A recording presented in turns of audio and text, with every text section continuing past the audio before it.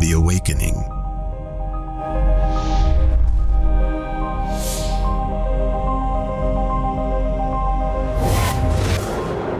For some people, the word mindfulness has become a bit of a buzzword. But mindfulness is not a newfangled idea or technique that has been taken out of its Eastern context and thrust upon us. It's not just another fluffy concept that's supposed to distract us from the real issues at hand. Rather, it is a practice and way of living that goes back thousands of years. It's known as smriti in Sanskrit, meaning to remember or to recollect, and it points to the notion that our lives are made up of moments, both pleasant and unpleasant. Mindfulness is about observing the mind in action, allowing it to run its course without becoming caught up in its content. We don't have to identify with every passing thought or emotion. We can stand back from the drama of mental activity, the chatter of the thinking mind, and allow its incessant activity to play out without becoming attached to it or involved in it. This requires training. You can't just make a New Year's resolution one day that you will no longer get caught up in your own thinking process. The challenge for us is to be more mindful, to notice what is going on in these moments so that we can make informed choices about how we deal with them rather than simply reacting on autopilot. Mindfulness is an inner quality we can develop through meditation and other techniques, but it also has practical applications in everyday life. By becoming more aware of what we are feeling and thinking, we can make better decisions about how to act and handle our emotions, rather than having them dictate our behavior. The ability to do this comes through mindfulness meditation practice. By learning to observe the flow of mental events rather than identifying with them, we become less susceptible to getting caught up in their drama. Mindfulness gives us a practical way to get in touch with the wholeness of our being, to see ourselves for who we are. It brings us back to the present moment and helps us to see things as they are.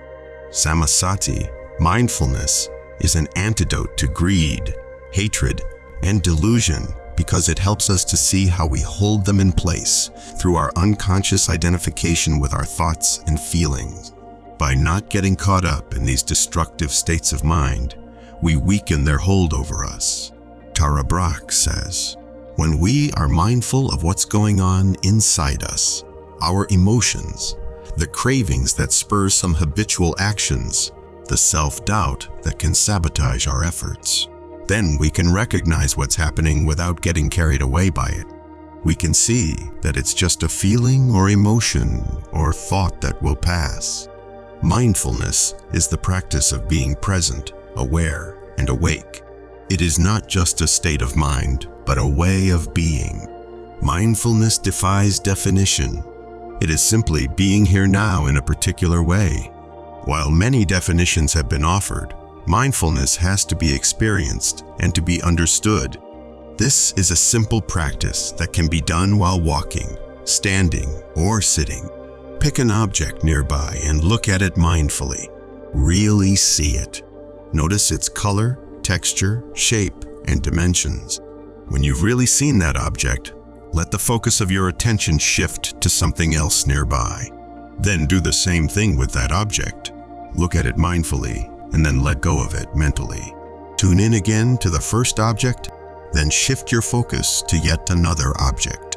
After you've done this for a minute or so, repeat the process with an object that's farther away from you. In other words, gradually increase the distance between yourself and each successive object. Your ability to stay focused on each object will improve with practice, as will your ability to maintain concentration for longer periods of time. Tip: as you look from one object to another, don't worry about where you're going. Just enjoy the journey. Mindfulness goes beyond relaxation or concentration. It is awareness without judgment or control. It is the ability to be aware of what we are doing, thinking, and feeling at any moment in time. We can be mindful while walking on the street, drinking our morning coffee, or listening to music. Being mindful does not mean that our minds are blank. It means that we are awake, attentive, and aware. Mindfulness involves having an open and accepting attitude towards oneself and one's experience in the present moment. This openness includes having no expectations about yourself or your experience and no demands that you be different from what you actually are at that very moment. To cultivate mindfulness just means to pay attention, to be aware of what is happening both within us and around us in this very moment. When we are mindful, we are no longer lost in our thoughts about the past or future. We are not judging or evaluating. We are simply being aware. Mindfulness allows us to see things clearly without filters or preconceptions. It is a way to experience the world directly and honestly, without distortion. It can help clarify our emotions and our lives, enabling us to make wiser choices in every moment. One of the most important things we can do for ourselves is to cultivate mindfulness, the ability to notice and to be present with our own life, with our own experience. Mindfulness is not so much a thing as it is a way of seeing and being in the world. It's often described as the art of paying attention, but it's more than that. It's a way of seeing things clearly and compassionately, rather than through the veil of our thoughts and feelings. Mindfulness is sometimes called the heart or the spirit in Buddhism because it's essentially about being awake in the present moment without getting lost in thought or caught up in the emotion, about knowing what we're doing and why we're doing it, about having respect for ourselves and others. This kind of present moment awareness helps us live wisely, happily, compassionately, and well. We love you dearly. We are here with you. We are your family of light. Aho. This is a message to humanity from Aurora Ray, Ambassador of the Galactic Federation.